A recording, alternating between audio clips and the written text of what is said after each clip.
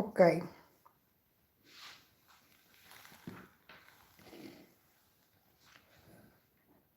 Będę przygotowywać produkty na wszystko będę przygotowywać i będę robić chleb. Produkty właśnie tutaj mam na stole, będę odmierzać produkty i dzisiaj zapraszam Was do wspólnego gotowania i przygotujemy chleb razowy, który jest bardzo zdrowy i jest lepiej tolerowany przez nasz organizm. Także polecam taki chleb. Już na moim kanale się ukazał ten chleb. Robiłam go na live'ie 18 stycznia. Tutaj mam tą kartkę. To była chyba sobota, jak mi się wydaje. I ja do tego chleba dodałam ziarenka orzechów. Natomiast dzisiaj nie mam orzechów, za to mam ziarenka słonecznika. Ja robiłam tam 2 chleby, jeden z solą, drugi bez soli i dzisiaj tak samo będę robić 2 chleby, jeden z solą, drugi bez soli. Zaraz sobie przygotujemy składniki, ale ja na razie pójdę do łazienki, jeszcze opłukam ręce, chociaż i tak sobie przygotowałam rękawiczki, żeby rękawiczkami tutaj tak jak będę zarabiać to ciasto. Kto jest teraz w tej chwili na tym live'ie, to mówię, że dzisiaj jest 22 styczeń 2022 rok, 2025 rok i nadaję z Włoch, a konkretnie z Rzymu. To teraz ja Was na chwilę wstawię do tego statywu, bo tutaj mam wszystko przygotowane na tym stole, będziemy odmierzać i będziemy wspólnie przygotowywać składniki na chleb razowy. Powiem Wam, jak tylko myję ręce, jakie potrzebne nam są składniki. Możliwe, że ktoś by w tym samym czasie przygotowywał razem ze mną składniki na chleb razowy. Przede wszystkim, jeszcze zanim pójdę do łazienki, to powiem, że jest potrzebna nam mąka razowa, czyli farina di grano tenero integrale. Tak jak powiedziałam, znajduje się we Włoszech i mam mąkę włoską, więc zabieramy się do pracy. Idę, kochani, umyć ręce i zaczynamy. Dzień dobry, kto tam się pojawił i zaczynamy robić. Ja nie wiem, co ten, kurczę, Felek, co tu się dzieje z tym. Poczekajcie, bo tutaj coś dobra, wstawię Was tutaj, tak postawię. Musicie poczekać, bo muszę Was wstawić do tego statywu. Będziecie tutaj stać sobie i czekać, aż przyjdę, jak opłukam ręce.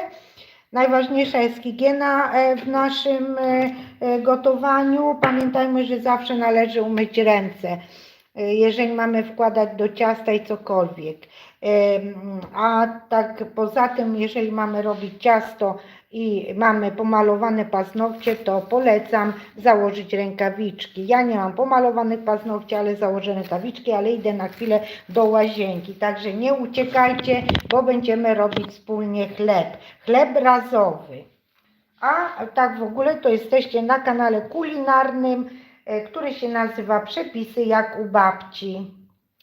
Czekajcie chwilę i zaraz przyjdę.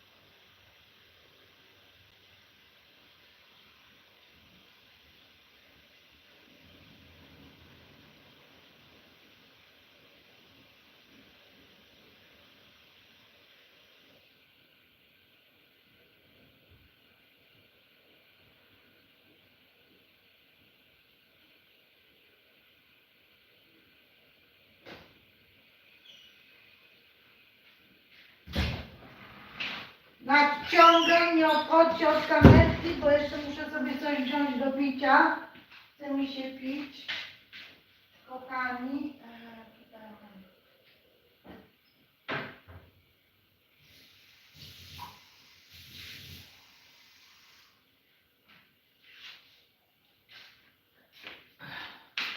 Wlałam sobie troszkę wody. Jesteście, super. Zanim zacznę robić, to jeszcze zobaczę, co tam piszecie. Wlałam sobie troszkę wody do kubeczka, bo będzie mi się chciało pić podczas gadania.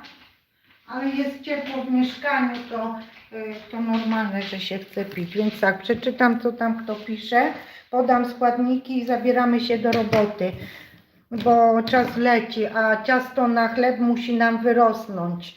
Ja jeszcze Was może zaproszę, tak myślę, że zaproszę Was, jak będę robić kolację z ciasta francuskiego. W międzyczasie będzie nam rosło ciasto na chleb. O, tak zrobimy. Raz, dwa, dobra. Natalia, dzień dobry, siemanko. Jula, cześć Jula, kanał Siostrzyczek, cześć, siemka. Pozdrawiam serdecznie, jesteście na kanale Kulinarne Przepisy jak u babci. Nie jestem babcią, mam na imię Ewa, ale mogłabym być babcią. Kto tam się pojawił, skąd macie te wszystkie powiadomienia, to proszę mi napisać tutaj w komentarzu. Podaję składniki dla osób, które by były zainteresowane robieniem chleba w tej chwili, więc potrzebne nam jest, słuchajcie uważnie, pół kilograma mąki razowej, 7 gramów drożdży instant, takich, które są sypkie, zresztą zaraz zobaczycie w takiej torebeczce, 10 gramów soli, 350 ml ciepłej wody i 2 łyżki oleju roślinnego. Koniec, kropka. Więcej składników nam nie jest potrzebnych. Raz, dwa, trzy, cztery, 5 składników. Ja sobie tu dopiszę letnia woda, bo jak będę Wam pokazywać tą kartkę, to każdy będzie chciał wiedzieć. Letnia woda, letnia. Albo ciepła napiszę, ciepła. Jak się macie? Co tam porabiacie ciekawego w tej chwili? Piszcie mi w komentarzach, później będę czytać. Bardzo proszę, żeby tutaj na tym kanale był porządek i żebyście się zachowywali odpowiednio, bo tutaj ja ustawiłam dzisiaj w moim systemie rygorystyczna kontrol moich komentarzy, bo nie sposób je skontrolować, jeżeli jest na live 10 000 ludzi, a tak ostatnio miałam, nawet 17 000 ludzi miałam na live i ja nie jestem w stanie skontrolować wszystko, co piszecie i żeby system mnie później nie zablokował, więc ja sobie ustawiłam, wszystkie komentarze są kontrolowane przez YouTube'a. Mateusz, cześć Mateusze, Sebastian, no ja jestem już starszą osobą, ile mam lat? Dużo mam lat, pokażę Wam się dzieciaczki, robaczki, bo jesteście ciekawi, kto tu będzie gotował i pozdrawiam wszystkie dzieciaczki, robaczki i wszystkie dorosłe osoby. Tutaj pokazuję, jak mam pięknie na stole, usiądę na chwilę, pokażę się i zabieramy się do roboty. O, Monika. Pani M. Kuchnia Smakowita weszła na chwilę, to dziękuję bardzo. Kto jest zainteresowany wspaniałymi przepisami, to tu jest moja koleżanka, youtuberka, kanał się nazywa Pani M. Kuchnia Smakowita, jest moją moderatorką. Nie wiem, jak długo będzie, ale miło mi jest ją widzieć na moim kanale i jeżeli chcecie, to wejdźcie do koleżanki na kanał. A ja już się Wam pokażę, bo jeszcze Wam powiem 2 słowa. Ciao a tutti. Słuchajcie, bardzo ważną rzeczą jest, ja mam okulary do czytania, mieć chustkę na głowie albo kapelusz kucharza, albo cokolwiek, bo jeżeli gotujemy i mamy włosy długie albo krótkie, a spadają nam z głowy, to mogą nam wpaść do czego? Do jedzenia. Ja mam taką przypadłość, że mi włosy wypadają, jestem już w odpowiednim wieku. Niestety, kochani, ale nawet jak ktoś nie jest w odpowiednim wieku i jest 10-letnią dziewczynką czy chłopcem, najlepiej sobie coś założyć na głowę. Ja dzisiaj sobie tą niebieską chustkę założyłam, poprzednio miałam zieloną i ja już jestem przygotowana do gotowania. do pieczenia i do bycia z Wami, żeby Wam przekazać pozytywną energię z Włoch, z Rzymu, mimo że we Włoszech jest pochmurnie i pada deszcz, ale jest jak jest, fajnie jest. Pani pisze Monika, witaj Ewa, dziękuję, pozdrawiam wszystkich, Monika Was pozdrawia, Kociarstwo pozdrawia, Kasia, cześć Kasia, 1711, witam Kasię, witam Mateusza, Julia, pani M. No, pójdźcie do pani M, Kuchnia Smakowita, róbcie u niej subskrypcję, patrzcie na jej wspaniałe przepisy, ona ma super przepisy. Timek, cześć Timek, ponownie jesteś na moim kanale, bo byłeś chyba dzisiaj też, jak ja pokazywałam pomarańcze, które kupiłam i robiłam sok z pomarańczy. Sebastian, pani miła jest, dziękuję, grazie mille. Jeszcze chcecie coś usłyszeć po włosku, to ja mam dla was zegarkiem na ręku minutę i się zabieram do roboty. Bez pracy nie ma kołaczy. Zapytam się was, come state, jak się macie? Siema Artur, Mateusz, ja jestem dziewczynką i nazywam się Maja, mam 8 lat i mam konto szwagra. No to witaj moja kochana Maja. Piękne imię masz, Maja. Bardzo piękne. I cieszę się, że przyszłaś do babci na kanał. Timek, tak, byłeś na moim soku z pomarańczy, które ja kupiłam. Jeszcze mam całą miskę, bo ja mam pomarańcze tak zwane taroka. Jak zarobię ciasto na chleb, to kochani, pokażę wam te moje pomarańcze. Najlepsze na świecie, które mają najwięcej witaminy C, to się nazywają pomarańcze taroko. Taroko. Od 3 taroka, już sama się pogubiłam, muszę jej zobaczyć na opakowanie. Dziękuję, jak jest po włosku kuchnia? Kucina, a możecie pisać. Mateusz, dziękuję. Artur, co pani gotuje? Chleb, dobra. Zabieramy się do roboty. Dziękuję bardzo, że jesteście. Subskrybujcie, lajkujcie, jeżeli wam się kanał podoba. Babcia was pozdrawia. Nie jestem babcią, mam na imię Ewa. Kocham wszystkie dzieci, wszystkich ludzi. Pozdrawiam was i zapraszam na kanał Pani M. Kuchnia Smakowita. Jestem gaduła i muszę zacząć robić, bo inaczej to robota stoi. Dobra? No to co? Zabieramy się. Przestawiamy kamerkę. Kochani, o ale was światło poraziło jak słonko, jak kometa was poraziła. Muszę i sprawdzić dokładnie, jak się te pomarańcze nazywają, bo ja nie chcę was wprowadzać w błąd.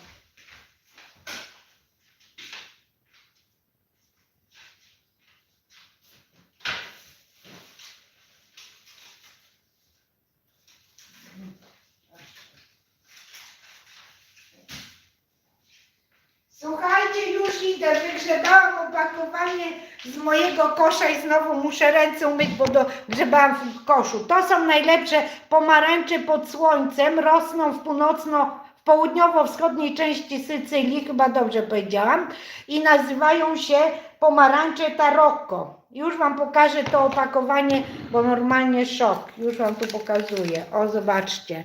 Arańcze tarocco. Najlepsze pomarańcze na świecie, dlatego że mają najwięcej w sobie witaminy C i są bardzo wydajne, mają dużo soku. Timek był na południowym live'ie, kto chce, niech wejdzie, zobaczy i posłucha, co ja takiego ciekawego mówiłam. A teraz muszę znowu ręce umyć. I już nadchodzę, nie odchodźcie od kamerki, bo zaraz robimy chleb.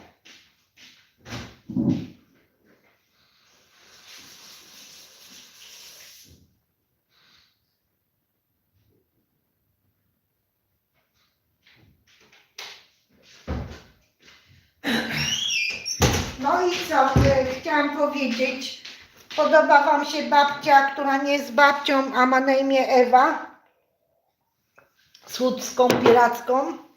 Słuchajcie, najpierw ja odmierzę 10 gram soli. Ja was już biorę do ręki i będziemy odmierzać 10 gram soli. Ja tutaj włączę wagę.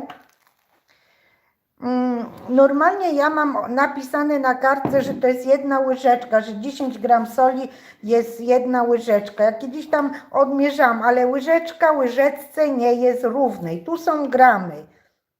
Woda, milk, mleko i gramy. Dobra, no to słuchajcie, tu mam sól. Biorę i wsypię tutaj taką jakąś, dobra, zobaczymy. No dobra, jakbym miała taką łyżeczkę brać, no to ile to jest? O, widzicie? 11 gramów, jak jest taka pełna łyżeczka, a ma być 10, to ja troszkę zabiorę. Ojejku, no co tu się zrobiło? Kurczę, ja tą sól muszę tak zrobić, żeby ona była tak nie po bokach, tylko ona ma być na wadze, bo inaczej to wiecie, jak sól pójdzie może z boku, to może mi tak nie zważy jak trzeba. Ja teraz to poruszałam. O, jest 10 gramów soli, czyli ma być taka płaska łyżeczka. Pozdrawiam serdecznie wszystkie osoby, które się pojawiły. Nadaję z Włoch, a konkretnie z Rzymu. No widzicie, raz jest 10, raz 11, 10 gramów soli. Co z tą solą zrobimy? Tą sól musimy rozpuścić w ciepłej wodzie, w takiej letniej. Ja tu mam 350 ml ciepłej wody. Ziomkowie, którzy się pojawili teraz na tym kanale, mówię, że ja będę przygotowywać chleb razowy. Mieszkam we Włoszech, w Rzymie i nadaję z Włoch. Pozdrawiam serdecznie cały świat. Benvenuti al mio canale, questo canale culinare, questo canale si chiama Ricette proprie come una volta della nonna. Sto preparando pane integrale con la farina integrale.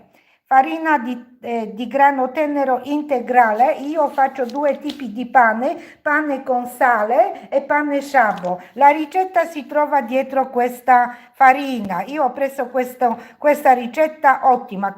Qui pane integrale, questa ricetta preparazione tutto a posto. Qui c'è pure la ricetta per fare pizza integrale con le verdure. Io questa ricetta non ho fatto. Va bene, ritorno a parlare in lingua polacca perché questa lingua è madre grazie che sei venuta al mio canale. Se vuoi rimani, se ti piace rimani, fai iscrizione perché qui pure ci sono le ricette in lingua italiana, tedesco, spagnolo, turco, arabo, tutte le lingue del mondo. Buona serata. Słuchajcie, już powiedziałam po włosku, a jeszcze pozdrowię. Buenas noches, buona sera, bonsoir. Jak jest po angielsku dobry wieczór? Ktoś mi napisze good night. A, może good night. Ja angielski to wiecie. Łapki w górę dla Ewy. Dobra, kochani, mamy już sól tutaj wsypaną. Ja teraz to zrobię. Zamieszam, żeby nam się rozpuściła. Dzieciaczki, robaczki, nie odchodźcie od kamerki, bo tutaj przepisy jak u babci. Babcia gotuje i robi chleb. Nie gotuje, tylko przygotowuje wszystkie składniki, żeby zrobić chleb. Guten evening. Good evening. Mamma mia, jak ja nie umiem po angielsku, ja pierdzielę. 62 osoby, no to 62 osoby, ale 36, ale kiedyś miałam 170 osób, ale w nocy będę miała 200 osób, bo ja w nocy wam pokażę, jak smakuje chleb, jak już się upiecze. Dzisiaj będzie kilka razy live, bo ja nie będę was trzymać tyle czasu, jak chleb będzie rósł. Zobaczymy zresztą, bo później będę musiała naładować komórkę. Dobrze, dzieciaczki, robaczki, jesteście, subskrybujcie, lajkujcie też moją koleżankę, która się nazywa Pani M. Kuchnia Smakowita. Tu trochę soli się rozsypało, więc ja muszę tą sól sypać ponownie. Wiecie co? Ja wam taką ciekawostkę powiem, żeby tak pięknie było, albo tak wezmę. Jak pracowałam w restauracji w samym centrum Rzymu, a mieszkam tutaj 36 lat, to Rzymianie są bardzo przesądni, bardzo są przesądni. Nie macie pojęcia, jak oni są przesądni. I powiem wam, że we Włoszech, znaczy się, ale i w innych częściach Włoch to samo jest. Jeżeli ludzie siedzą przy stole i ktoś poprosi kogoś, żeby podać mu sól, a sól jest w drugim końcu stołu, to wiecie, co się dzieje. ta osoba, która podaje solniczkę, ja zaraz Wam pokażę, jak to wygląda. I odchodźcie od kamerki, bo ja tutaj Wam zademonstruję. Jak ktoś podaje sól, to nie daje do ręki, tylko stawia na stole, druga osoba bierze i sobie soli. Bo mówią we Włoszech, że jak komuś się podaje sól do ręki, to jest na nieszczęście. I ja to się dowiedziałam od Włochów. No i też tak robię, nikomu nie daję do ręki soli. Pani Majet, mi capi.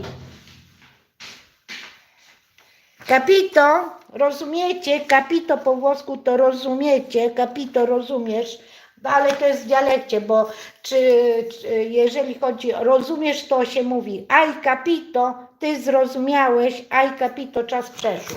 Dobra, koniec lekcji. Mamy odmierzyć pół kilograma mąki razowej. Ja tutaj mam mąkę razową. Pozdrawiam wszystkich ziomków z całego świata. Benvenuti al mio canale, sto preparando pani.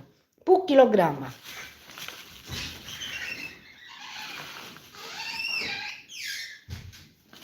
O, wszedł do pokoju mój mąż. Zaraz was pozdrowi. Pomachaj ręką. Ciao a tutti, buonasera. Che dici Alessandro? Tutto a posto? Tutto a posto, ok.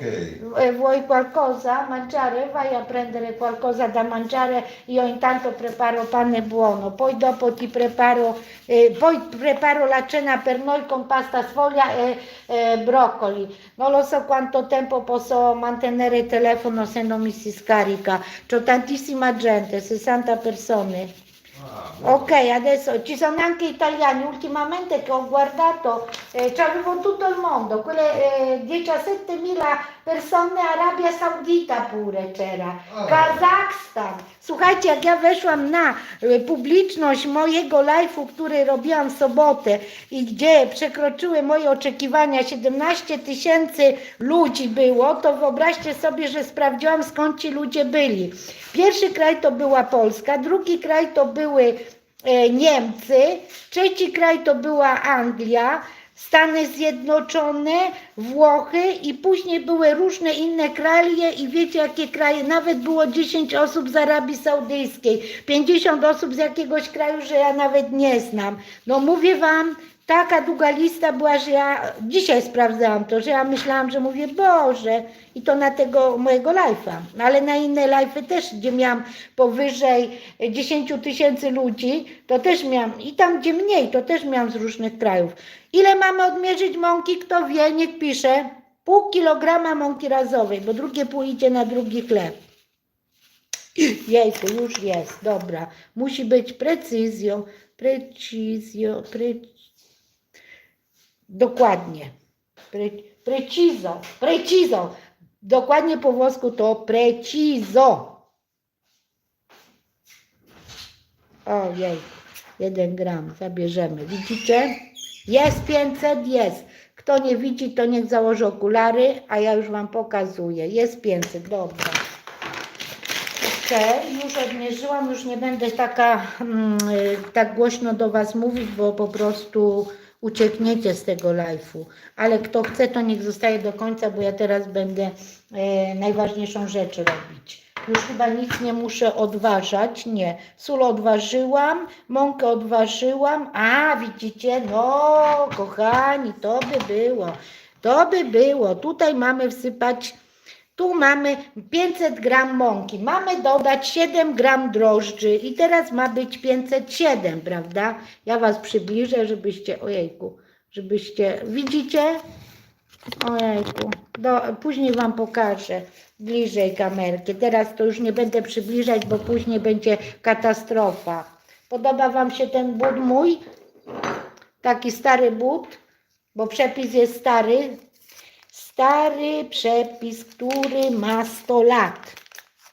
I babcia gotuje, ale nie jestem babcią. No dobra, kochani, 7 gramów, czyli 507 ma być. To są drożdże instant, drożdże, suche drożdże.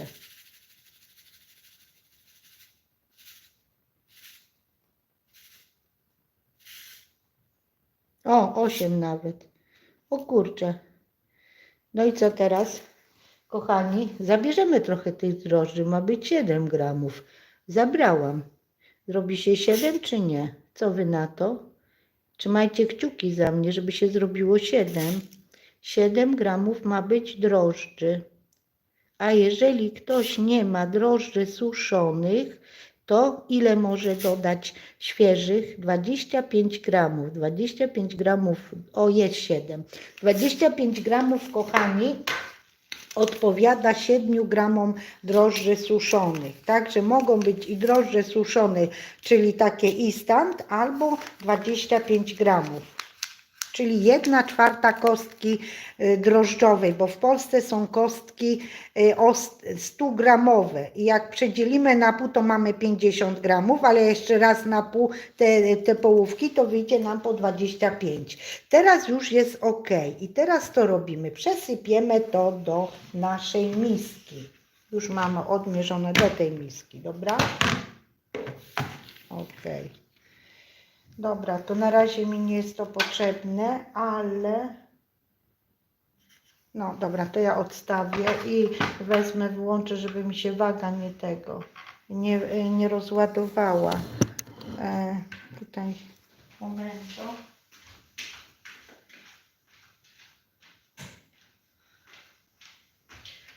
Później będę, kochani, czytać, co wy tam piszecie, albo zerknę, zanim zacznę robić.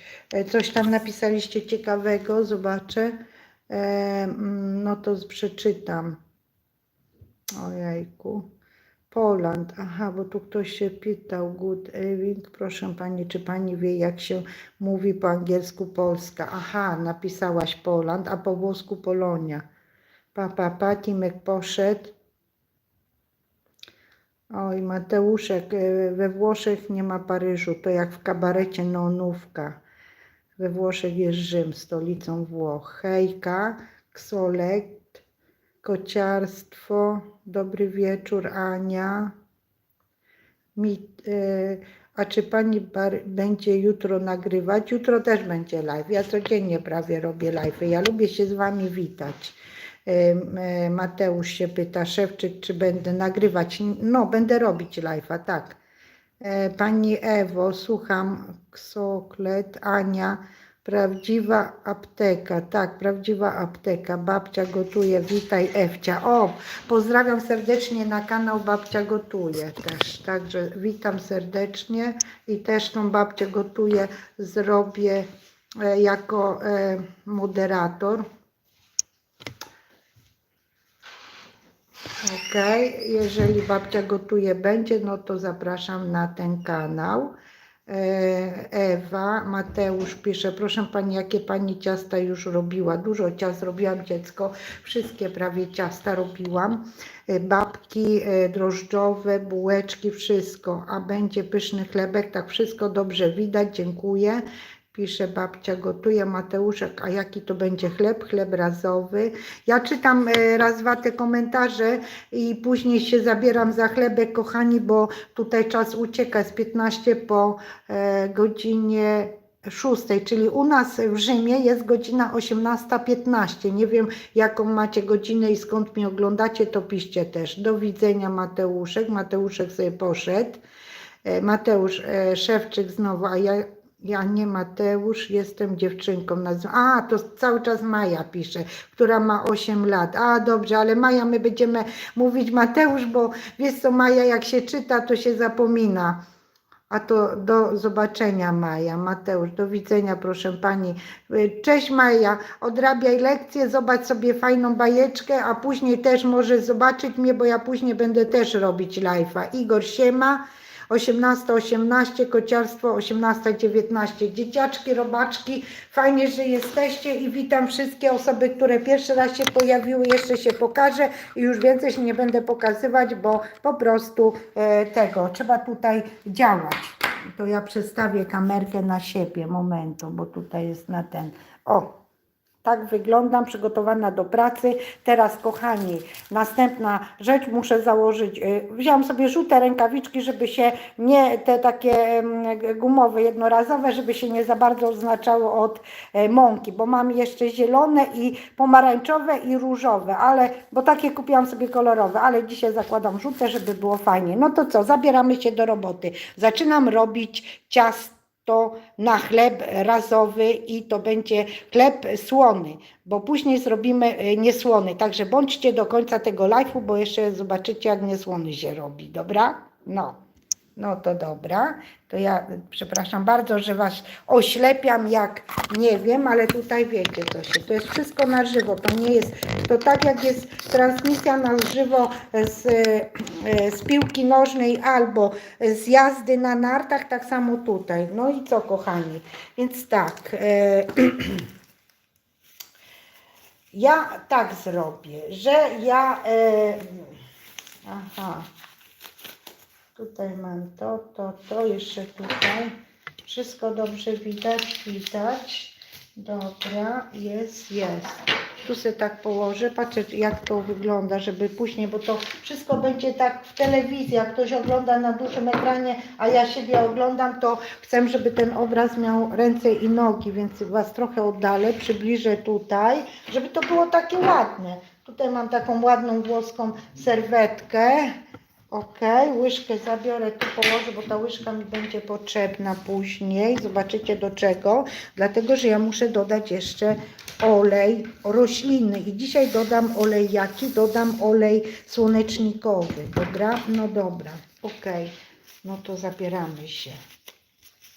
Powtarzam wszystkim osobom, które się teraz pojawiły na tym kanale, robię chleb razowy. Chleb razowy z mąki razowej. Włoska mąka razowa nazywa się Integrale, farina di grano tenero integrale. Przepis jest na torebce.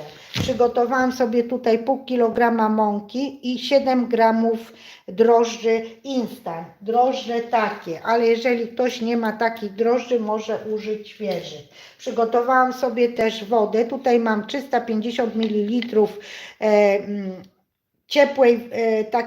ciepłej wody i tutaj wsypałam 10 gramów soli, co odpowiada takiej łyżeczce, to jest taka łyżeczka normalna, nie malutka, tylko normalna łyżeczka płaska soli. Jak ktoś nie ma wagi, to mówię, że płaska łyżeczka soli. Sól tu rozpuściłam i teraz będziemy po prostu stopniowo dodawać do naszej mąki. Ile tej wody przyjmie mąka, to zobaczymy, dlatego że ilość wody zależy też od wilgotności powietrza.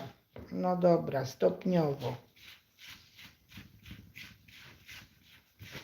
Piszcie coś tam, co tam u was słychać, skąd mnie oglądacie, jak się czujecie, czy chcecie być na moim kanale, to piszcie mi wszystko, ja później będę czytać, ale na razie to ja muszę tutaj zarobić, wiecie co, no koniec świata. Jak tu się fajnie robi tak. Okej.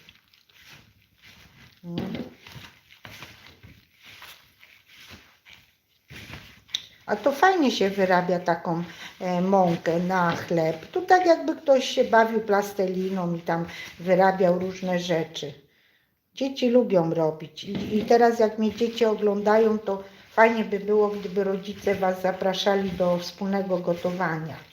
Ja jak byłam mała, to napisałam list do Mikołaja i Mikołaj mnie wysłuchał i napisałam, żeby mi przyniósł foremki, a może miałam 6 czy 7 lat. No i wyobraźcie sobie, że Mikołaj dostał ten list i dostałam te foremki kulinarne, ale jak przyszedł Mikołaj do domu, to nie macie pojęcia, co on sobie zażyczył. Teraz dzieci zostawiają jedzenie dla Mikołaja, czasami go nie widzą, gdzieś tam ten Mikołaj zostawi dla dzieci te prezenty, a do nas przyszedł prawdziwy Mikołaj. Ja byłam mała, mój brat, moja siostra i Mikołaj powiedział tak: dostaniecie te prezenty, o które prosiliście, ale musicie odmówić paciorek. Ojcze nasz, jeżeli znacie Ojcze nasz, to musicie powiedzieć ten paciorek, to jak powiecie paciorek, to dostaniecie prezent. Jejku, my byliśmy stremowani. Naprawdę się wystraszyłam tego, ale umiałam paciorek mówić, bo zawsze przed snem mama z nami mówiła modlitwę, paciorek i później mówiła z nami jeszcze takie fajne, taką prośbę do aniołków. Aniele Boże stróżu mój, no ale tylko chciał to jedno i po prostu ja powiedziałam i dostałam ten prezent, czyli foremki. Od tamtej pory zawsze się bawiłam tymi foremkami. Mama jak coś robiła, jakieś ciasto czy coś, to mi dawała trochę, ja się bawiłam. Ale tak naprawdę to ja nie gotowałam tak, żeby gotować z mamą, tylko się bawiłam jako dziecko z tymi foremkami. A jak już byłam starsza, to niestety nie mogłam za bardzo, kochani, się uczyć gotować, bo ja byłam taką uczennicą pilną i że chciałam być najlepsza w klasie i zawsze się dużo uczyłam. I nie miałam czasu na gotowanie. Dopiero zaczęłam gotować, jak przyjechałam do Włoch, bo wcześniej to ja się cały czas uczyłam. I wniosek jest taki, że czy się nauczymy gotować, jak jesteśmy małymi dziećmi, czy starszymi, to jak ktoś lubi gotować, to wszystkiego się nauczy. Słuchajcie, jeszcze trzeba dodać wody. Tu było 350 ml. I ja wyleję wszystko, bo tu jest ciasto jeszcze nie tak, ta mąka taka jest, że pochłania wodę. Trzeba teraz powyrabiać trochę. O, widzicie? Teraz będzie dobrze. O, i teraz ile będziemy wyrabiać to ciasto na chleb? No, kilka minut trzeba wyrobić. Więcej wody już nie będę dodawać, bo inaczej to będzie za rzadkie, a ciasto, tak wam pokażę, zobaczcie, ciasto nie może być za rzadkie. Ciasto nie może być takie płynne jak jakieś ciasto na babkę. To musi być takie zbite. I teraz jak takie zbite ciasto, to naszym zadaniem jest go wyrabiać. Dobra, napiję się łyczka wody z mojego cudownego kubka, które kupiłam sobie na święta. W listopadzie.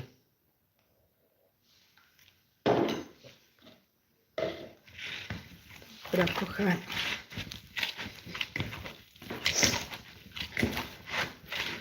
Co tu by się przydało? Jakąś ścierkę dam pod spód, bo mi się rusza miska.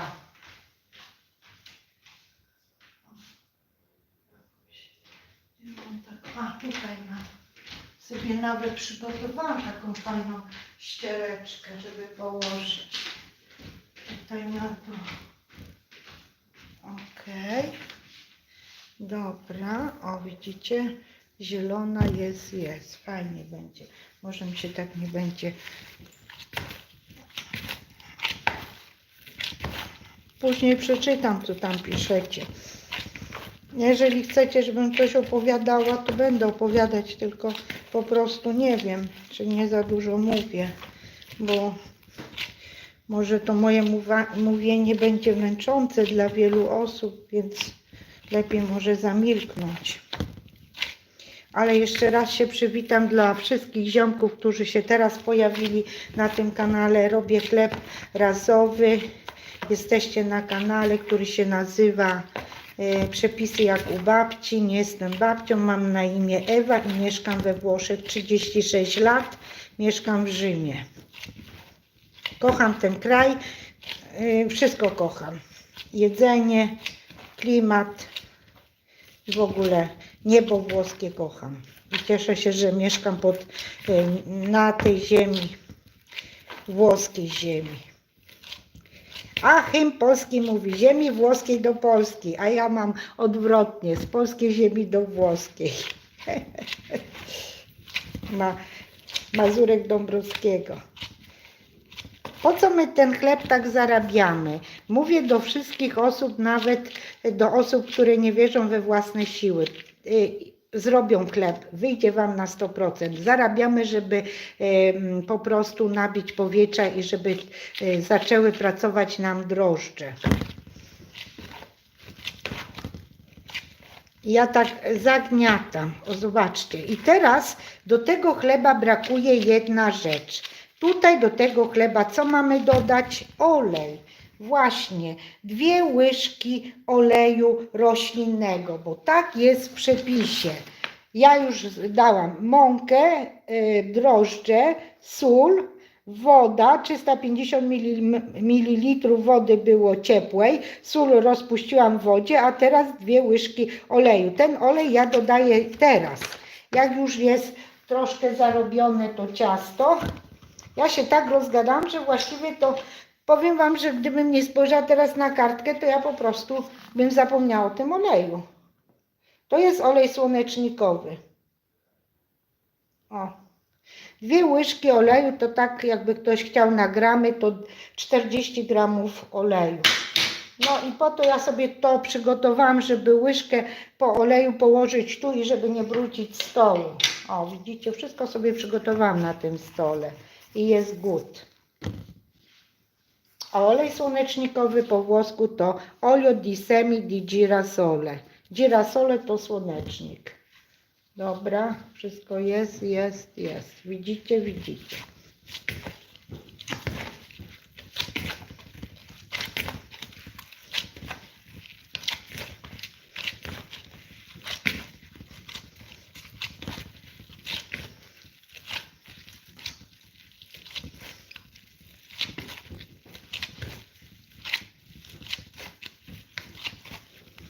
Ktoś może wyrabiać takie ciasto na chleb na stolnicy, ale ja wolę w misce, bo później w tej misce sobie też zostawię i tutaj mi będzie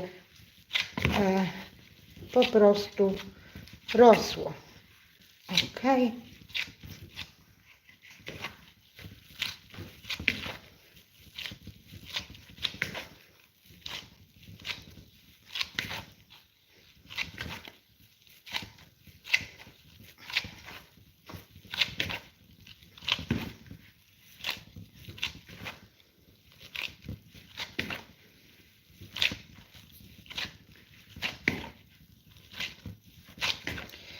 A, jeszcze się zapytacie, kiedy jest wyrobione ciasto na chleb i odstawiamy do wyrośnięcia. Jak jest elastyczne i jednolite, omogenio. Elastico to elastyczne, omogenio, czyli jednolite. Możliwe, że Włosi też mnie oglądają, bo widziałam na każdym live'ie wchodzą też Włosi. Na moje live'y, tutaj na tym kanale. Bardzo dużo Was jest osób. Pozdrawiam Was serdecznie i jestem szczęśliwa, że jesteście na moim live'ie.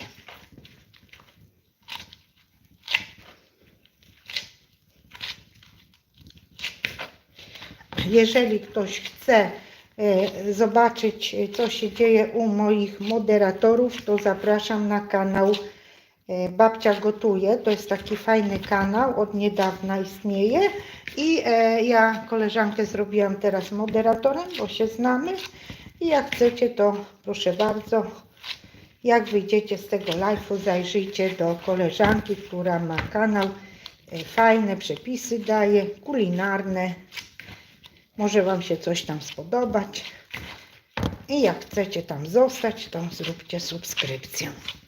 No i oczywiście oglądajcie to, co tam się dodaje. Oj, coraz bardziej się robi takie elastyczne, ale ja jeszcze myślę, że jeszcze trochę powyrabiam.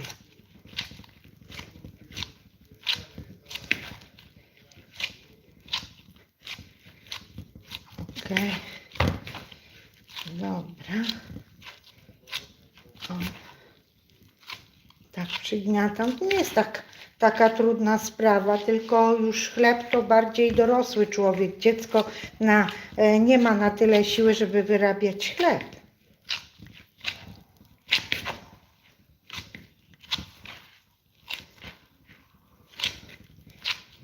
Wiecie, jak się nagrywa film z chlebem i pokazują 8 minut, to wiecie, nawet 8 minut to nie jest wyrabianie chleba, bo 8 minut to jest za mało, żeby wyrobić ciasto na chleb, ale tam wszystko jest skrócone, bo nigdy nie oglądał normalnego filmu, który by trwał godzinę na chleb, tylko tam jest wszystko w skrócie, jak to się mówi w pigułce, a na live'ach ktoś przyjdzie, wyjdzie, wejdzie, przyjdzie, znowu wejdzie. Na live'ie można sobie pogadać, można napisać, można poznać jakieś inne osoby z innych kanałów, bo na live'y wchodzą też inne kanały. Ja też osobiście wchodzę do różnych ludzi na live'y i lubię oglądać live'y. Ostatnio oglądam Żydka z Ameryki, Tajemniczy Świat Żydów. Podoba mi się ten jego kanał. A dlaczego mi się podoba ten kanał, to ja już Wam powiem. Ja wchodzę na live'y do osób, które emitują pozytywną energię. Jeżeli ktoś emituje pozytywną energię swoim stylem bycia, mówienia, tonem, uśmiechem i ruchami, to tak ktoś się rusza, ma jakieś takie, bo mowa ciała też jest ważna, to wtedy ja na taki kanał będę wchodzić i w momencie, kiedy ja chcę zasnąć, to ja sobie będę włączać ten kanał, żeby posłuchać tej osoby, żeby zobaczyć, co robi, co ciekawego mówi, a że ten Żydek mieszka w Ameryce i mówi po polsku, bo wychował się też w Polsce, ma rodzinę, jest młodym człowiekiem, takim koło 40 lat, to ja wchodzę do niego. I tak samo myślę, żeby stworzyć taką fajną atmosferę na moim kanale, żeby było miło, sympatycznie, wesoło, żeby ludzie tutaj, którzy przychodzą, byli mili dla siebie. Dlatego ja dzisiaj włączyłam rygorystyczne kontrolowanie wszystkich tych komentarzy, bo jak ja robię coś, to ja nie jestem w stanie czytać, a ja nie będę odchodzić od pracy i czytać, bo też wchodzę na niektóre live'y, gdzie ludzie gotują i cały czas odchodzą i po prostu to jest za długo. A tak to ja jak skończę to robić, to będę czytać. Dobra, kochani, długo to robiłam, ale teraz taka kulka już jest wyrobiona. Widzicie, jak wygląda to ciasto? Jest mięciutkie, jak to się mówi, jednolite, miękkie. Zrobimy sobie taką kulę, una palla, albo paniotta po włosku. Tutaj, żeby nam się fajnie nam oderwało się to ciasto, to ja je tutaj w misce posmaruję troszkę olejem.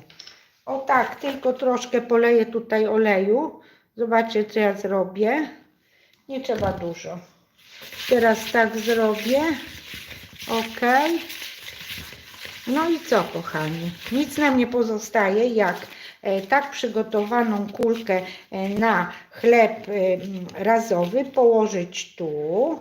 Teraz wziąć ściereczkę, wezmę tą ściereczkę, przykryć i odstawić do podwojenia objętości. I w ciepłe miejsce bez przeciągów. Ktoś powie, a jaki czas? Może być pół godziny, może być godzinę, może być 2. Ja zakładam, że na godzinę czasu. Jest 5 po wpół do 7, 18:35. Wezmę zegarek. Taką mam tutaj mam taką oto sowę, gufo po włosku i nastawię na godzinę czasu i zaraz będziemy robić chleb bez soli. Nie odchodźcie od kamerki. Wszystkie osoby, które się w tej chwili pojawiły, powiem, że przygotowałam ciasto na chleb razowy z solą, a teraz będę robić bez soli. Więc to odłożę. Tutaj mam drugą miskę, poczekajcie, bo muszę tutaj coś, widzę, jakieś ciaprochy na tym stole. Już tego zabrałam. Teraz będzie chleb bez soli, więc ja sól zabieram, żeby przypadkowo nie wsypać do tej wody, a idę przynieść ciepłej wody, bo do przygotowania chleba bez soli będą wszystkie składniki oprócz soli, więc ja powtórzę osobom, które się teraz pojawiły, jakie składniki na chleb razowy bez soli. Będę używać mąki razowej, więc tak, pół kilograma mąki razowej, 7 gramów drożdży instant i 350 ml wody letniej i 2 łyżki oleju roślinnego. Dzisiaj jest 22 styczeń 2025 rok. Nadaję z Włoch, z miasta Rzymu. Rzym jest stolicą Włoch, bo są dzieci i nie wiedzą, gdzie leży Rzym. I ktoś mi napisał, czy Włochy to Paryż. Paryż jest we Francji. Tu jest sól, salę, idę włożyć, żeby nie pomylić się.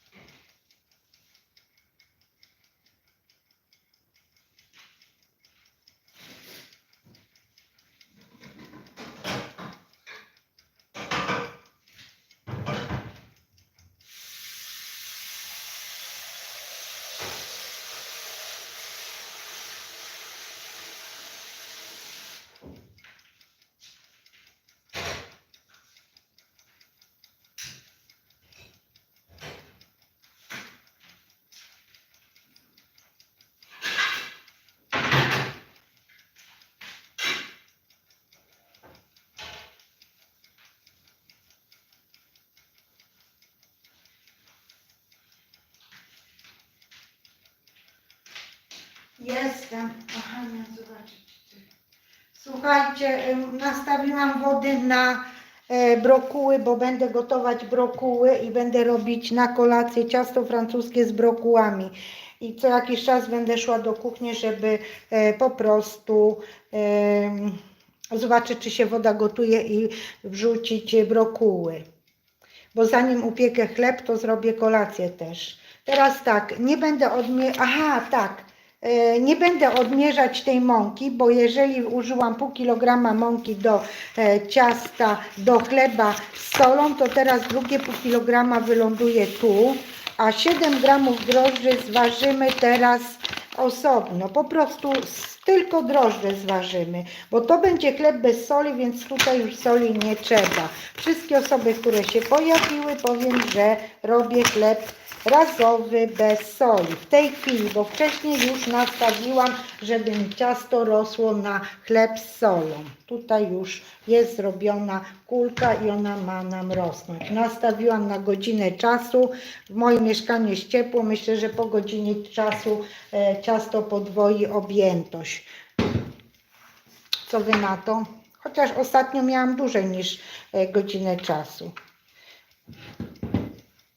I jeszcze wszystkim powiem, że jak ciasto podwoi objętość i będę przekładać do foremek, to ponownie się z Wami połączę. A teraz to zobaczymy, jak długo jeszcze będę z Wami. Dobra, i teraz tak, włączymy. 0 jest i mamy mieć 7 gram drożdży. Drożdży używam takie instant, no nie? No, takie suszone. Ktoś nie ma takich, używa drożdży jakich? Świeżych, 25 gramów na pół kilograma mąki razowej. O, będę musiała sobie kupić drożdże, bo to jest ostatnie opakowanie z całego tego opakowania.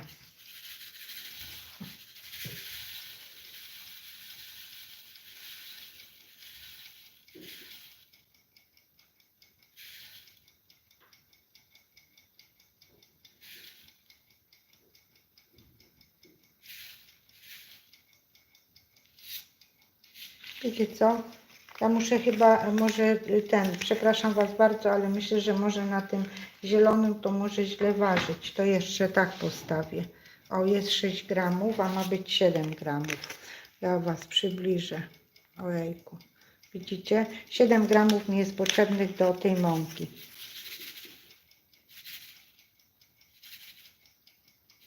O, jest 7 gramów. Widać? Widać. Widzicie, prawda? Dobra. Ok. Ok, bardzo dobrze. I teraz wyłączę wagę. O, to sobie postawię tutaj. Kto tam się pojawił, to pozdrawiam serdecznie z Włoch, konkretnie z Rzymu. Przygotowuję chleb razowy i odmierzoną mam pół kilograma mąki. Tutaj jest pół kilograma mąki, wsypuję 7 gramów drożdży. Teraz to jest chleb bez soli. Będę wlewać stopniowo wodę a może tą ręką, to mi się będzie lepiej robić. Tą ręką będę zarabiać, a tą będę wlewać. Stopniowo będę dodawać wodę. Później tutaj do tego dodamy 2 łyżki oleju słonecznikowego. Najpierw trochę zarobię to, jak już będzie zarobiona woda z mąką i z drożdżami, to później dodam oleju. Wcześniej nie dodajemy oleju. Pamiętajcie, że wcześniej nie dodajemy oleju.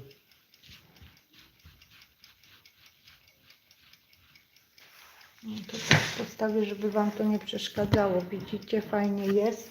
Tutaj musi być pięknie na tym stole, żeby to pięknie wyglądało w telewizji. Jak powiedziałam wcześniej, na dużym ekranie. Dobra, postawię sobie tak tą moją piękną sowę i ona mi odlicza czas już na tamten chlebek. Nie czytam, co piszecie i nie przestawiam tego kamerki, bo ja muszę tutaj wyrobić to ciasto. Już jest za 15:07. U nas jest 18:45. Która jest u Was godzina? Piszcie, skąd mnie oglądacie. Czy w Polsce ta sama, w Europie ta sama, ale w Anglii to już jest inna godzina. W Rosji są różne sfery, te strefy czasowe, a już w Ameryce Południowej czy Północnej to też inne godziny. A w Turcji, już tak jak się oddalimy stąd, w Grecji już jest inna godzina i inna strefa czasowa. W Afryce, no tak to jest na tym świecie. Tylko w Europie mamy ten sam czas.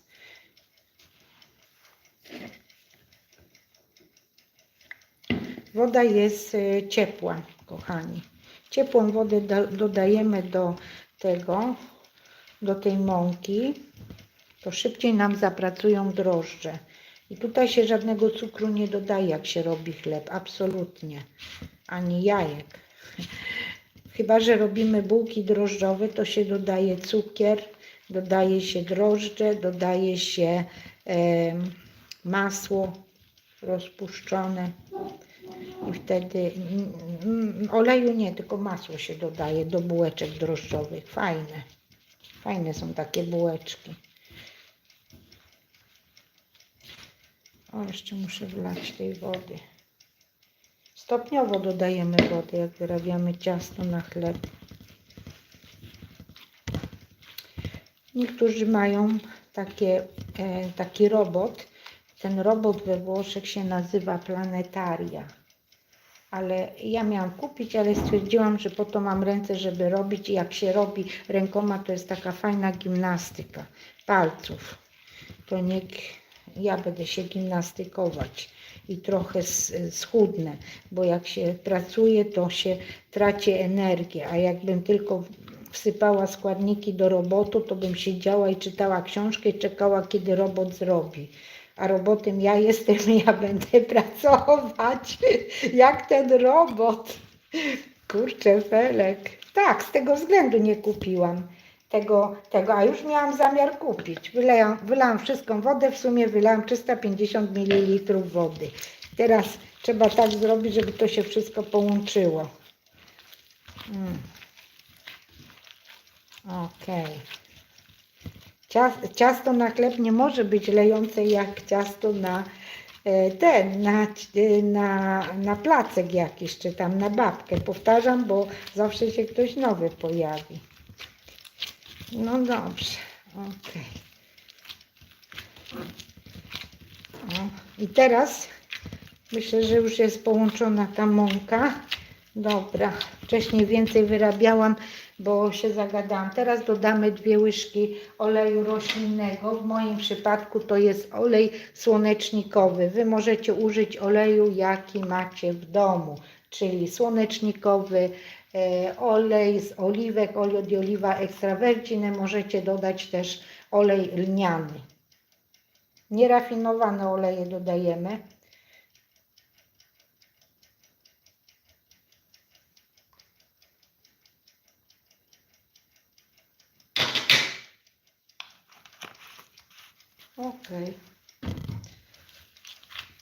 I teraz będziemy wyrabiać to ciasto do momentu, aż będzie miało taką formę jednolitą i będzie elastyczne. Powtórzymy nowe słowa włoskie: elastyczne, czyli elastico, impasto deve essere elastico i jednolite omogeneo, omogeneo, omogeneo. Ciekawe jak po angielsku jednolite i elastyczne. Ja angielskiego się nie uczę. Tam trochę się uczyłam w Polsce, później tutaj, no ale włoski to jest mój drugi język. Pierwszym językiem mojego życia jest język polski, bo w takim języku się nauczyłam mówić, jak zaczęłam mówić, jak się urodziłam, a zaczęłam mówić jak miałam prawie 3 latka, a drugim językiem moim rodzinnym jest język włoski. A inne języki to są takie, że tam coś powiem, coś tam mogę uczyłam się hiszpańskiego, ale musiałabym go podszkolić, żeby po prostu mówić po hiszpańsku. Chociaż jak tutaj studiowałam we Włoszech, w Rzymie, bo skończyłam studia, to miałam 2 języki obowiązkowe oprócz języka włoskiego, bo język normalny nauki to był na studiach włoski. Był język do wyboru. 2 trzeba było wybrać. Były 3 języki, ale trzeba było wybrać 2. Był hiszpański, angielski i francuski. Ja wybrałam język hiszpański i francuski z tego względu, że język francuski miałam w Polsce w liceum i miałam już podstawy, bo język francuski uczyłam się przez 4 lata w liceum, bo liceum trwało 4 lata, no to ja się uczyłam 4 lata. Natomiast hiszpański, no bo hiszpański jest podobny do włoskiego. Tak mi się podoba hiszpański, że o jejku. Także z hiszpańskiego nie miałam żadnych problemów, ani z francuskiego, bo tu miałam podstawę, a tutaj było podobne do włoskiego. No i jednym słowem te 2 języki zdałam dobrze, ale że się nie mówi w tym języku, no to człowiek nie włada dobrze danym językiem, jak go nie szlifuje. A po polsku to jest koniec świata. Język polski to chyba trzeba, tak jak mój mąż Włoch powiedział, wyrwać wszystkie zęby i mówić wtedy. Taki jest ciężki język polski. Napiję się trochę wody. I pójdę, kochani, zobaczyć, czy czasami woda mi się nie gotuje na moje brokuły. Nie odchodźcie od kamerki. O, już się zaczyna gotować. To ja wrzucę sobie brokuły.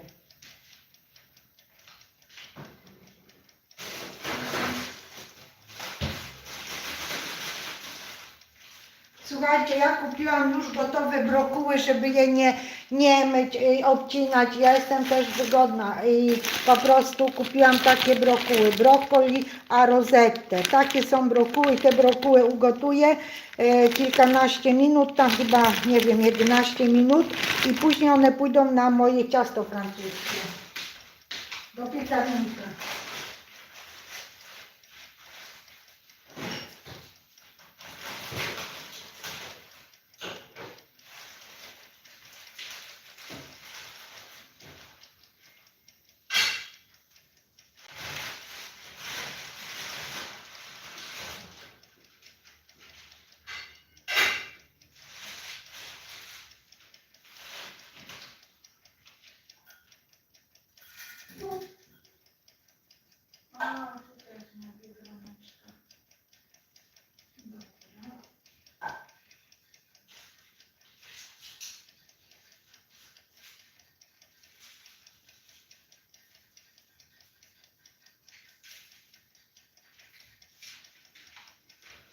I jeszcze chciałam Wam powiedzieć, że jak gotuję brokuły, to wrzucam 1 listek laurowy, suszony listek, albo świeży, ja mam suszona.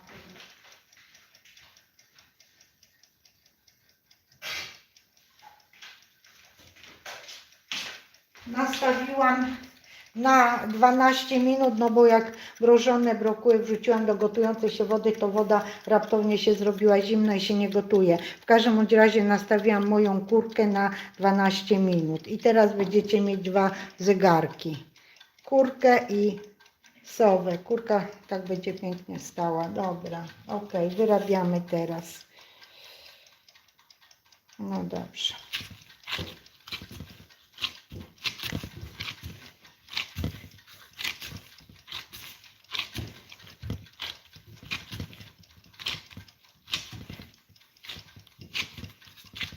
Ile ja już Was trzymam tutaj na wizji, godziny czasu, a nie wiem jak ten mój telefon, ile wytrzyma, bo ja myślę, że się z Wami później rozłączę i myślę, że jak przygotuję, muszę pomyśleć. Na razie nic nie będę mówić. To jest teraz na wizji, na moim live'ie, to niech wie, że ja zrobię następnego live'a, a tego to ja nie wiem jak długo będę Was trzymać. Czy jeszcze Was potrzymam jak będę szykować kolację, czy jak będę przekładać ciasto na chleb do foremek, bo trzeba, jak wyrośnie ciasto na chleb, to trzeba go jeszcze raz przerobić, włożyć do foremek i pozostawić co najmniej na 15 minut, żeby nam ponownie urosło. Wiecie co? I w drugiej części, jak się zarabia ciasto na chleb, przed włożeniem do foremek, jak już ono nam wyrośnie, to mówię dla osób, które później nie przyjdą, że w drugiej części tego wyrabiania my możemy dodać składnik, który chcemy. Możemy dodać orzechy, możemy dodać jakieś inne ziarna, co Wam się podoba, jakieś suszone owoce czy warzywa, cokolwiek, ale w drugiej części. Teraz nie dodajemy nic. Jak wyrabiamy ciasto na chleb, to tylko wyrobimy, odstawiamy, żeby nam urosło, a później to robimy.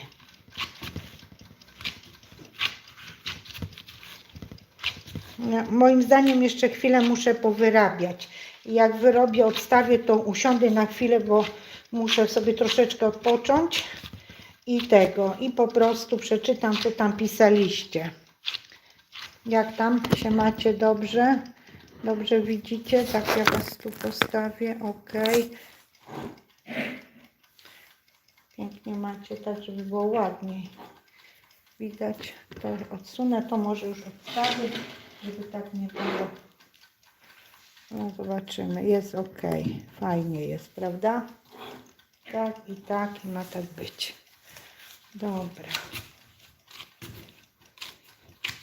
Wybaczcie, ale naprawdę nie będę czytać teraz komentarzy, co piszecie. Się zajmuję ciastem, a nie mogę tak patrzeć, bo tak z góry jak patrzę na telefon, co statyw stoi koło mnie, to i tak nic nie widzę, co tam pisze.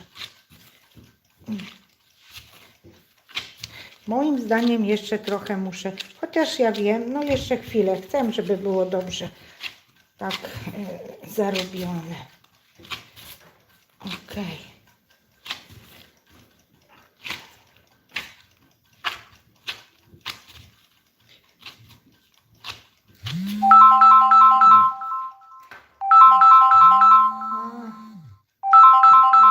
Wiecie co, nie mogę odebrać, ktoś dzwoni. Muszę, przestał dzwonić, całe szczęście, bo ja przecież nie mogę odbierać, jak ja robię live'a. Ale mam nadzieję, że Was tam nie rozłączyło, jak dzwoniło. Nigdy nie usłyszeliście, że dzwoni, prawda? Wiecie, im dłużej chleb wyrabiany jest w ten sposób, tym więcej nabijamy powietrza i tym lepiej nam będzie wyrastał później. O to mi chodzi. Więc ja będę troszkę jeszcze...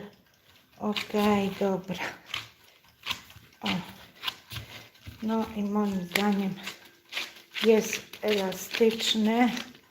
Zobaczcie, jest elastyczne, omogenio elastico. I tak samo tutaj podleję troszkę tym olejem słonecznikowym. Widziałam, że niektórzy oprószają mąką. Może i mogą oprószać, czemu nie? Mąkę jak się da, to też może odpaść ciasto. Tak fajnie nam wyjdzie z tej miski. Ale ja już jestem praktyczna z tym olejem i zawsze sobie olejem tak posmaruję. O, zobaczcie miskę.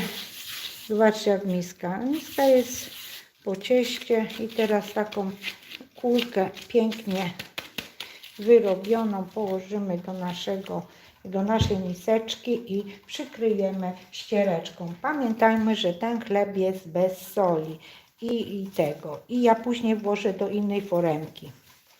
I teraz jest godzina za 5:07, czyli 18:55, no to ten do godziny 20 powinien być, a ten wcześniej był nastawiony.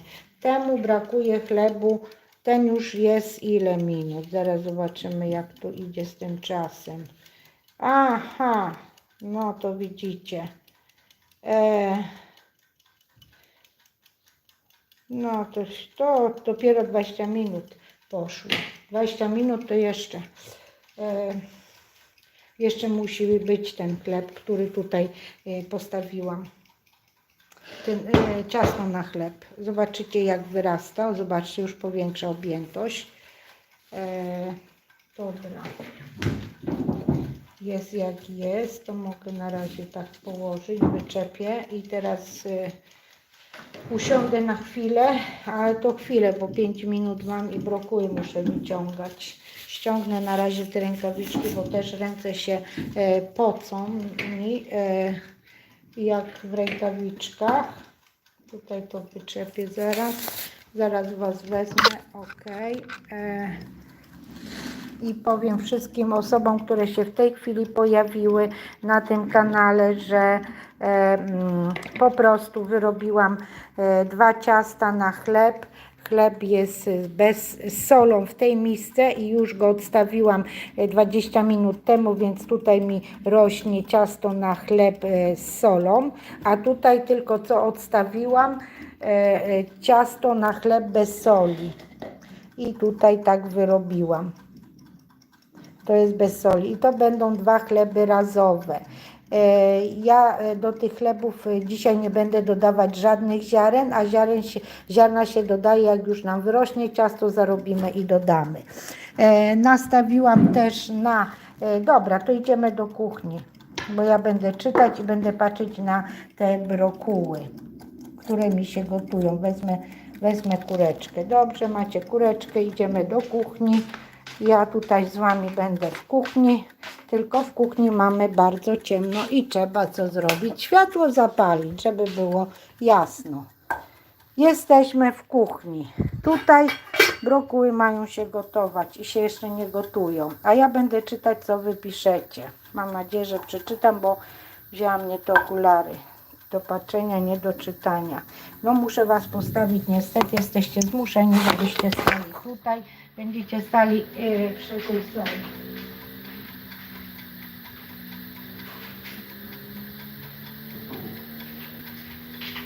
Ok, miałam usiąść, ale muszę pilnować te brokuły. Przyniosłam sobie statyw, kochanie, żeby w razie czego, jak będę musiała użyć rąk i wyciągnąć te brokuły, jesteście, to tutaj już mam statyw, ok? Dobra, więc przyniosłam okulary. Tutaj mi się zabrudziło mąką. Przeczytam, co pisaliście i tego. I nie wiem, jak dużo mam energii, ale jak przeczytam, to się z Wami rozłączę jednak i tego. I połączymy się, jak będzie ciasto wyrośnięte na chleb, ok? Więc gdzie ja tutaj... nie wiem, na jakiej wiadomości jestem zatrzymana, bo dużo pisaliście, a ja przygotowywałam ciasto na chleb, więc nie czytałam. A, dobra, tutaj jestem.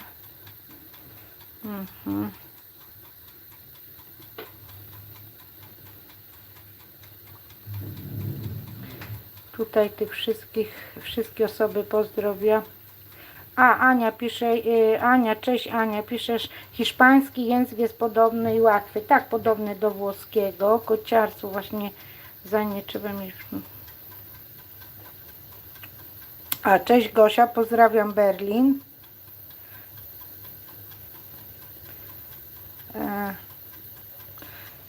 Zozołek, słodka kurka, tak, słodka kurka, kurka, która znosi jajeczka, złote jajeczka. Adesso sto preparando la la cena. Adesso sto cuocendo broccoli. Ania wycofała komentarz. Tak, dodałaś Aniu mój kanał i mama robi za mną chleb. O, widzicie? Dzień dobry, Igor.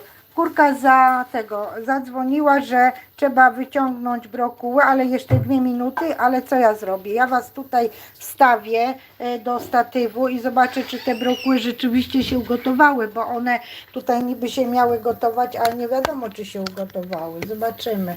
Ojej, tak tu idą. Poczekajcie, ja już was tutaj jakoś muszę wstawić. O kurczę.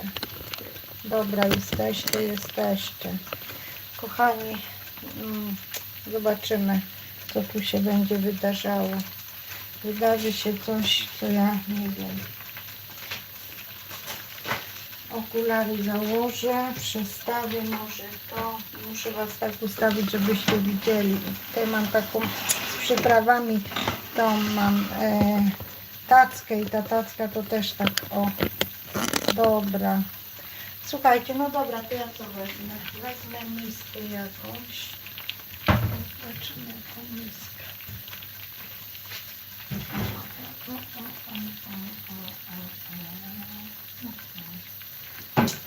Przyniosę sobie miskę, ale jeszcze sprawdzę, czy te brokuły, one są już ugotowane. No, twarde są jeszcze. Tutaj widzę, że końcówki mają twarde. Dobra, to jeszcze trochę niech się pogotują, a ja w międzyczasie przykryję.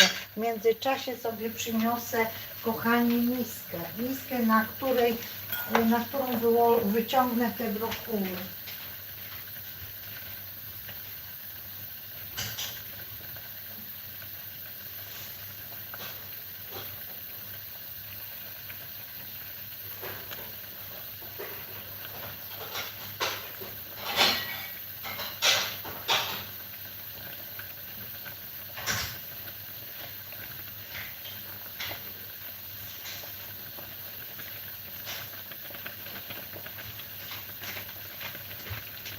Osoby, które się pojawiły teraz, mówię, że gotuję brokuły i będę robić ciasto francuskie z brokułami. Ostatnio robiłam ciasto francuskie z cukinią, a dzisiaj zrobię z brokułami, ok? A wcześniej nastawiłam ciasto na chleb. Witajcie, witajcie, witajcie. Ktoś tam jeszcze coś napisał. Aha.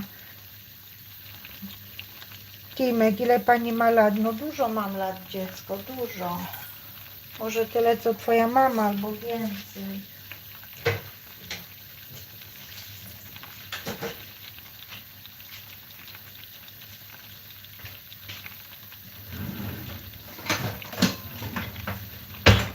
Ja już wyciągam te brokuły. Minęły 12 minut, kurka zadzwoniła. Ja wyłączam gaz i wyciągam te brokuły tutaj. Może tak was postawię, żeby mi nie leciała para na telefon, bo jeszcze mi padnie.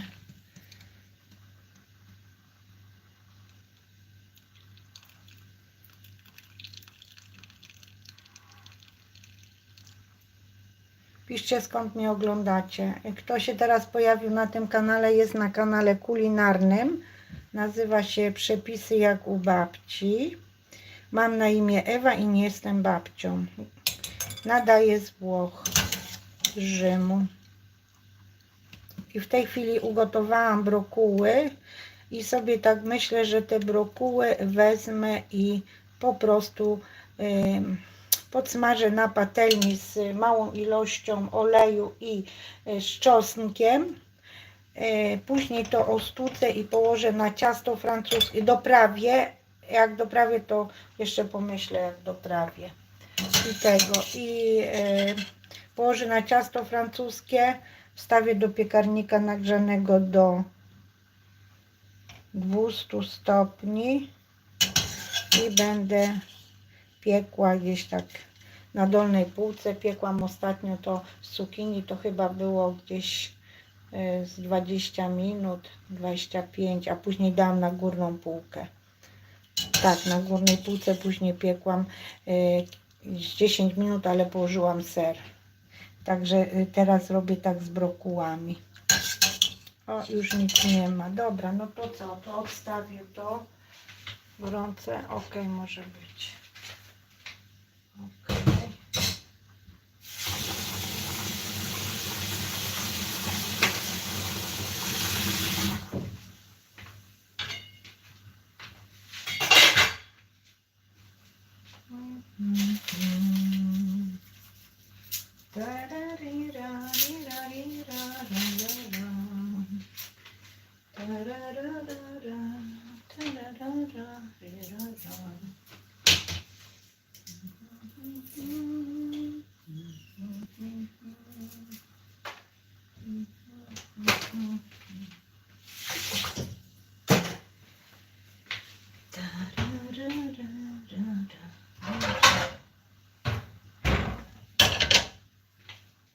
Dobra, będziecie widzieć tutaj. Tu jest patelnia. Ząbek czosnku należy rozgnieść. O, tak rozgniatamy ząbek czosnku. Po prostu przycisnąć ręką, jest rozgnieciony. Na patelnię wlewamy trochę oleju z oliwek. Ok. I kochani, teraz ten czosnek należy podsmażyć na tej oliwie z oliwek. Ok. Później go wyciągnę i tutaj powinien pójść troszkę peperoncino, papryka pikantna. Zaraz Wam pokażę. A może dodam troszeczkę. Gdzie jest to moja papryka pikantna? Ojejku.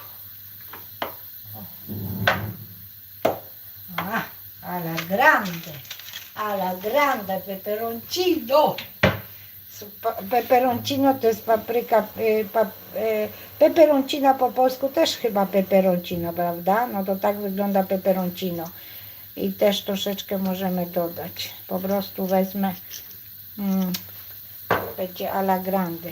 Tak o, wiecie, o, po prostu to rozerwę i wrzucę na ten olej. I teraz olej już jest ciepły, wrzucimy na chwilę nasz czosnek, aglio schiacciato. Słuchajcie, dobra.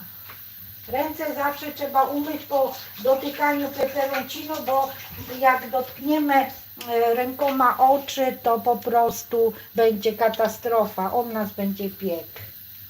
Wiecie o tym, czy nie wiecie? Jak ktoś wiedział, to się cieszę, jak nie wiedział, to też się cieszę, że teraz już wie. Pić mi się chce. Ojej, tu ciepło jest. Kupiłam wodę gazowaną. U nas taka woda się nazywa, ta się nazywa Grazia. Grazia, a po włosku grazie to jest dziękuję. A proszę to jest prego. Są tam dzieci, to się uczą włoskiego. Grazie, dziękuję. Proszę, prego. A dzień dobry, buongiorno.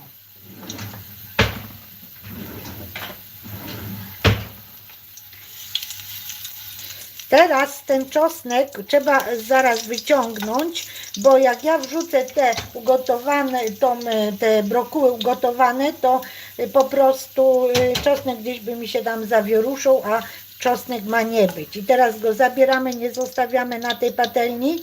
Ja go wyrzucę do moich odpadów organicznych, co mam tutaj przygotowane, i wrzucam moje brokuły. Ale, mamma mia. I muszę Was oddalić, bo Was opryska. Będziecie opryskani. No i należy to troszkę posolić. Należy posolić i żeby było posolone, ale w związku z tym, że my nie solimy, więcej rzeczy jest niesolonych, więc ja nie solę, ale Wy musicie posolić i wystarczy. I teraz mnie jeszcze troszkę to podsmaży i ja to po prostu, wiecie co, muszę to rozwalić, bo ja położę na ciasto, więc lepiej jak to się troszkę rozwali. Gdybym miała to podawać jako dostawkę do mięsa, czyli po włosku inaczej contorno, to bym tego nie rozwalała, ale ja to będę kładła na ciasto francuskie. Okej. No i wiecie co? I po prostu muszę już sobie przygotować piekarnik, bo tutaj włożę sobie ciasto francuskie. Muszę wyciągnąć moje brykonki. Patelnię z piekarnika. Dobra. Ciasto francuskie pójdzie na tą blachę. Ja już sobie nastawię piekarnik, żeby mi się nagrzewał. Bo później chleb będziemy wstawiać. Ja się zaraz z Wami rozłączę, kochani. Momentu.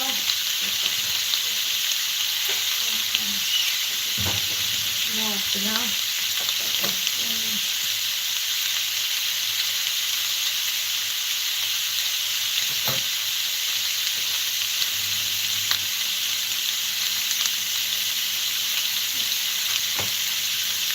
Ja nastawiłam piekarnik na 200 stopni, funkcja góra-dół. A później będę piekła w temperaturze chyba 190 stopni. Idę sprawdzić, jak poprzednio piekłam, bo mam na kartce zapisane. A Wy tutaj bądźcie, patrzcie się, pilnujcie mi tych brokułów, żeby mi się tutaj nie zesmażyły za bardzo. I przyniosę duży talerz, bo brokuły mają być zimne, jak kładziemy na ciasto francuskie, a nie gorące. Więc ja muszę je troszkę też ostudzić. Witam serdecznie wszystkie osoby, które się pojawiły. To jest kanał kulinarny. Ja przygotowuję brokuły na ciasto francuskie, bo będę zapiekać w piekarniku.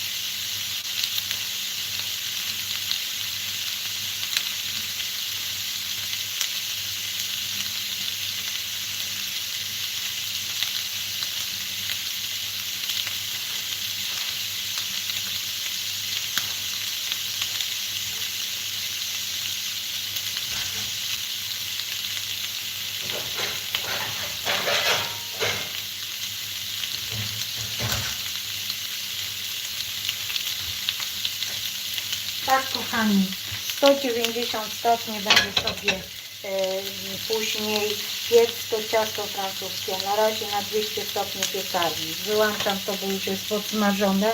I teraz, kochani, ja muszę to przełożyć na talerz, żeby mi się to wszystko ostudziło. Ale tutaj... Jesteście tam czy nie? Kto tam jest? Witajcie na kanale. To jest kanał kulinarny. Przepisy jak u babci. Mam na imię Ewa, nadaję z Włoch. Nie jestem babcią. Pokażę Wam, co ja w tej chwili robię. Tutaj jakoś Was postawię. No, jesteście. Dobra.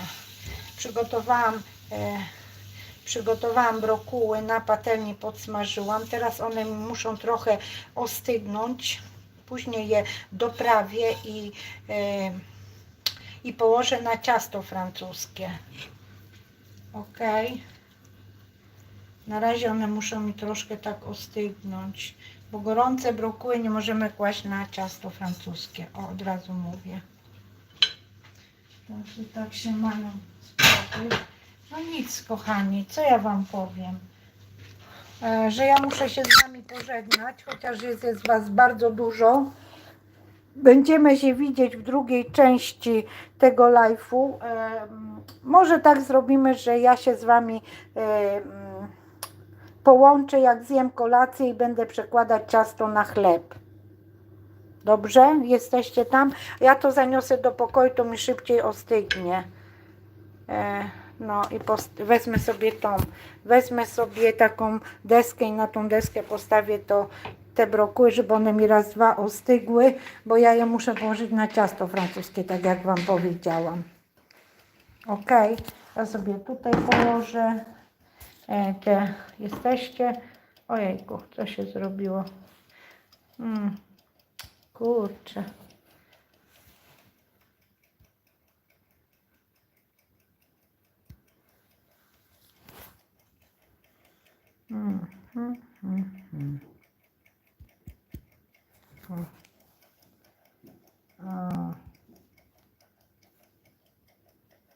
Ok, no coś się zablokowało, nie wiem co mi się zablokowało, ja tutaj przyniosłam sobie deseczkę na stół, te brokuły muszą mi się ostudzić, a później ja je odpowiednio doprawię i położę na ciasto francuskie, jak powiedziałam, a teraz podejrzewam, zobaczymy jak nam rośnie ciasto na chleb.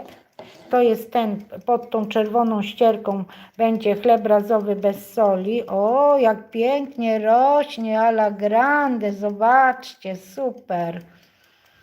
Kto się teraz pojawił na kanale, mówię, że jest na kanale kulinarnym, który się nazywa Przepisy jak u babci. Dobra, tu jest drugie ciasto na chleb.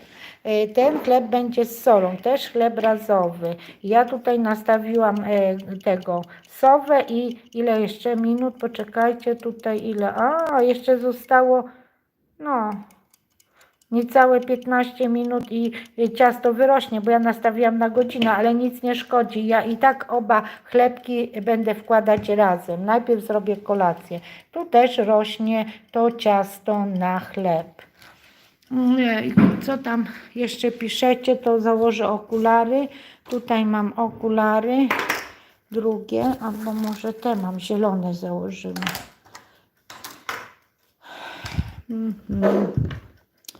To jest pierwszy raz, mówię, że jest na kanale kulinarnym, nadaje z Włoch.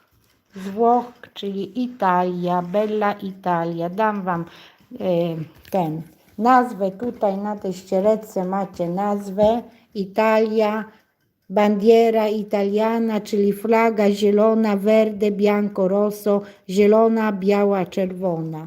I będę czytać, co wy napisaliście. Ojejku, ale fajnie, że tak dużo was jest, to ja już nie wiem. Cieszę się niezmiernie.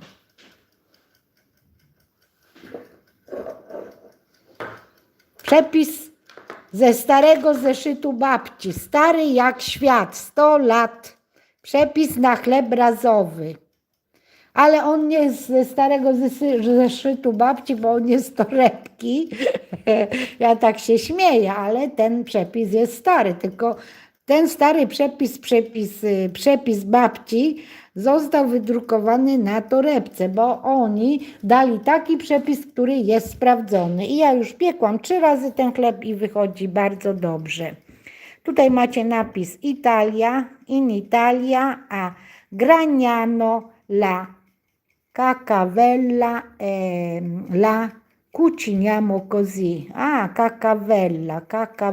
Zobaczcie, pisze Cacavella la cuciniamo così, czyli w Gragnano. Cacavella to jest chyba jakiś rodzaj dania, to są takie makarony, może albo nie wiem, ja nie mieszkam w Gragnano, oni gotują w ten sposób, bo tak pisze na tej ścierce. In Italia a Gragnano la cacavella la cuciniamo così. Carino. I tutaj, i tu jest przepis, wyobraźcie sobie, ale tego przepisu, całe opisane, wszystko na tej ściereczce. Dobra, ja czytam, co wy ciekawego mi napisaliście. Tutaj tak pięknie, żeby było na tym stole, to tu wam położę, bo to wszystko będzie widać. No dobra, czytamy. Weronika może z naleśnikiem. Co z naleśnikiem? Dziecko naleśniki właśnie myślałam robić, ale nie dzisiaj. Nie. Ale czad, Wero. Słuchajcie, ja się z wami połączę. Ja wam mówię, że ja się z wami na 100% połączę, jak wyrośnie to ciasto. Na chleb to rośnie jak burza, bez soli. Normalnie rewelacja. Zobaczcie, jak rośnie. A to jest z solą, to mniej rośnie, chociaż wcześniej postawiłam. Zobaczcie, ten jest mniej wyrośnięta, tamten jest większy. No niesamowicie. Zobaczcie, jak ten rośnie. O, mamma mia. A tutaj czekam, aż mi te brokuły trochę ostygną. No jeszcze są ciepłe, trzeba je pomieszać. Ja muszę z wami się pożegnać, chociaż jest was bardzo dużo i żebyście chcieli jeszcze ze mną zostać, ale niestety ja się z wami pożegnam, postawię ten telefon gdzieś tam na jakimś stojaczku i włączę kabelek i będzie się ładował. Wręcz przeciwnie, już się podłączę do tego. Może. Albo nie. Dobra, nie będę się podłączać, bo nie chcę zwalić nic. Co tam jeszcze piszecie ciekawego? 65 osób. Dobra. Pokażę się wam, bo chcecie zobaczyć, kto to gotuje. To ja już się wam pokazuję. Gotuję. Nie jestem babcią, ale kanał się nazywa Przepisy jak u babci. I widzimy się za jakiś czas. Widzicie, jak babcia. Wyglądam jak babcia, ale nie jestem babcią. Chustka jest na głowie. Dobra, ziomkowie, kochani, dziękuję bardzo, że byliście do tego momentu. Ja się z wami patrzę na godzinę, bo jest godzina 19:25. Zapytacie się, za ile się pojawię? Najwcześniej mogę powiedzieć, że przed godziną 21. Więc jeżeli osoby, które chcą zobaczyć dalszą część chleba, jak wyrabiam i wkładam do foremki, to zapraszam gdzieś przed 21. Bo teraz ja nastawię na kolację, to te brokuły, które w tej chwili widzieliście, że się studzą, ja je muszę doprawić. I wstawię do piekarnika, upieczę się, zjemy kolację, bardzo późno, ale zjemy i później się zobaczymy. I później się znowu zobaczymy, jak chleb będzie już upieczony i ostudzony. Już nie będę się włączać następne 2 razy, tylko jak już się upiecze i będzie ostudzony, to ja wtedy wam pokażę ten chleb. Także jeszcze będą 2 live'y dzisiaj. Jesteście zadowoleni? No dobrze. To dziękuję bardzo, że byliście do tej pory i widzimy się w dalszej części tego dnia, albo można powiedzieć wieczora. O, jeszcze tu wam pokażę brokuły, ciasto na chleb, jedno i drugie. Tutaj godzinka jest nastawiona, ale ja jeszcze przestawię i ok. No dobra, no to ciao. Małgosia, tak, to jak chcesz, to przyjdź. Wszystkie osoby, które chcą, jeszcze raz powtarzam, wszystkie osoby, które chcą, niech przyjdą sobie później na live'a. Mówię, że nie wcześniej niż przed 9. Po 9 nie, muszę przed 9 nastawić na chleb, bo on będzie się mi piekł godzinę do 10, później ostygnie i później następnym razem, jak już się połączę, to koło 11 w nocy albo koło 12 nawet. No, a ja i tak późno idę spać, także nie ma problemu. A kto będzie chciał, to wejdzie. A dużo ludzi leży w łóżku, nie może spać, bo ma problemy ze spaniem i mają komórki w rękach i wtedy będziecie się łączyć ze mną, prawda? No, to fajnie, to dziękuję wam bardzo. Zasyłam buziaczki. Baci, grazie. Ci vediamo dopo. Quando è lievitato in pasto per il pane.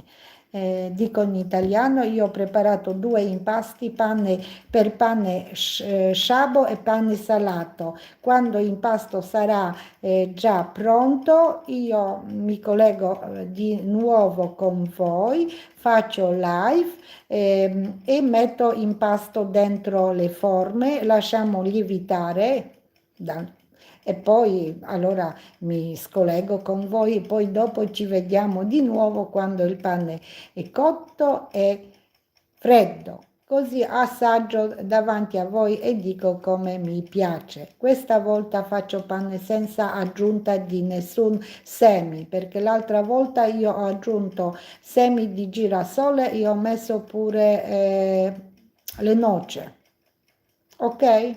Grazie mille. A dopo. Buona serata, buona cena i ci vediamo. Powiedziałam po włosku to samo co do Was. Dziękuję bardzo i do zobaczenia w późniejszej części tego wieczoru. Smacznego. Buon appetito.